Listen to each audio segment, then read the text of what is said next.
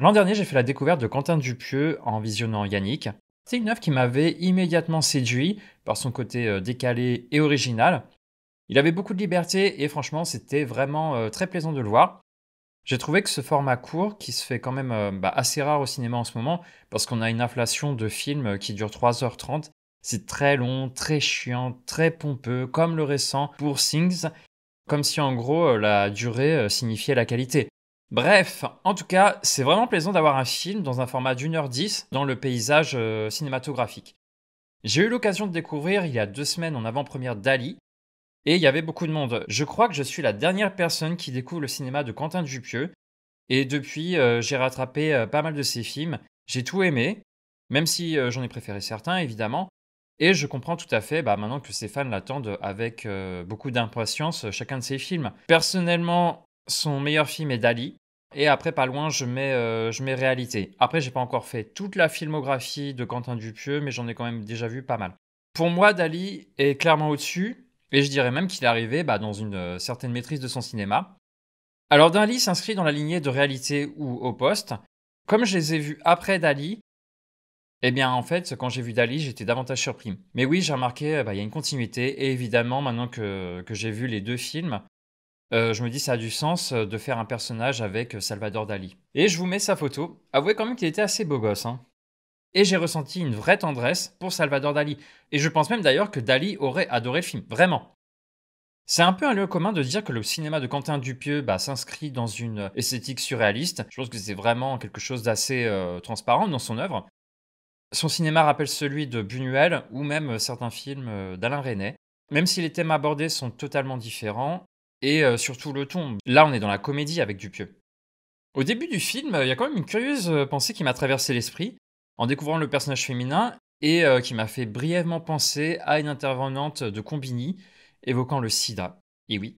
Alors je sais, c'est un peu étrange et que évidemment, c'était Anaïs Desmoustiers, belle femme d'ailleurs, mais la ressemblance était troublante et en fait, en gros, j'étais déjà dans le film. La présence de la chèvre m'a vraiment, confirmé dès les premières scènes, qu'on était bel et bien dans la continuité d'un film, comme, Réalité. Le film se révèle être une exploration de l'absurde, non pas de l'absurdité stupide, mais Dupieux explore les dimensions temporelles et spatiales du médium cinématographique.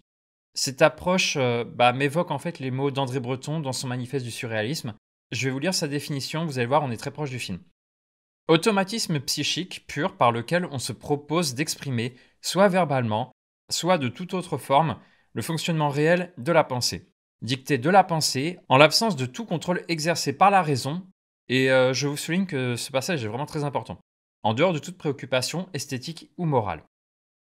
Alors c'est la première définition du surréalisme, mais Dupieux est plus proche de celle de Dali justement, avec sa paranoïa critique. C'est un terme qu'a inventé Dali, qui lui a été inspiré par Lacan. Lacan était un psychiatre français, il aussi essayiste. En gros, Dali propose une perspective artistique plus méthodique et critique, loin de l'automatisme pur proposé par Breton. En gros, pour aller vite, Breton aimait beaucoup les dessins d'enfants, justement parce que les enfants sont dans la spontanéité, ils sont pas dans la réflexion, et pour lui, c'est ce qui est le plus proche du surréalisme. Quant à Dupieux, en fait, il trouve sa propre voie du surréalisme, jonglant entre construction narrative et spontanéité. Après, ce qui me fascine chez Dupieux, c'est sa capacité à faire progresser le récit tout en donnant l'impression de faire du surplace. Il répète à plusieurs reprises des scènes, mais en leur apportant chaque fois un nouvel élément, soit pour créer un effet de surprise ou un effet comique, ou bien pour proposer une réflexion, comme la scène de la signature de Dali sur une peinture qui est en fait une croûte. Comme je disais, dans ces films, il y a une économie de moyens, dans le sens où il y a peu de décors, peu d'acteurs, peu de lieux, et honnêtement, ça gêne pas du tout. Et c'est ça que je trouve assez fort. Il arrive à dynamiser des scènes parce qu'il est inventif et il est juste génial. Sans parler que lorsqu'il utilise des effets un peu plus poussés, c'est toujours fait avec beaucoup de soin. Du côté des acteurs, Jonathan Cohen est excellent dans le rôle de Dali. Pour moi, c'est peut-être même son meilleur rôle au cinéma. Edouard Baird fait le taf, bien que je sois pas particulièrement fan de lui, il livre une performance solide, et j'ai pas envie de me fâcher avec ses fans parce que, en général, personnellement, je trouve ses improvisations vides et pompeuses, chiantes en un mot, et je n'ai jamais compris ce qu'on pouvait leur trouver. À part ça, le film est le plus drôle de l'année. Ah oui, juste une chose, le Dali vieux aussi qui est vraiment remarquable. Au fond, j'apprécie chez Dupieux sa capacité à livrer un message tout en divertissant. Il se moque du monde journalistique, des producteurs, du monde de l'art, tout en proposant une réflexion sur le cinéma et l'art. Comme il l'avait fait précédemment dans Réalité. Son point de vue du personnage de Dali, pour moi, est vraiment remarquable. Il explore les multiples facettes de l'artiste et il offre une interprétation inédite de son travail. Ouais, je trouve qu'il apporte quelque chose qui nous éclaire sur le personnage de Dali, qui était aussi. Alors, il peignait, mais il faisait aussi de la performance. C'était un artiste total, on va dire. Autre chose, les transitions du film évoquent celles de Maya Deren dans son film Atland, et dont je vous recommande vivement la découverte puisqu'il est disponible sur YouTube là.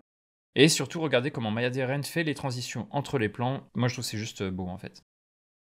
Alors pour finir, je dirais que Dali m'a captivé pendant ces 1h18, où la liberté de création de Dupieux elle transparaît à chaque plan. Certains effets sont très simples, comme passer une scène à l'envers, c'est extrêmement simple à faire, mais dans le contexte, en fait ça fonctionne. C'est tellement approprié en fait avec Dali, et c'est ça qui est génial.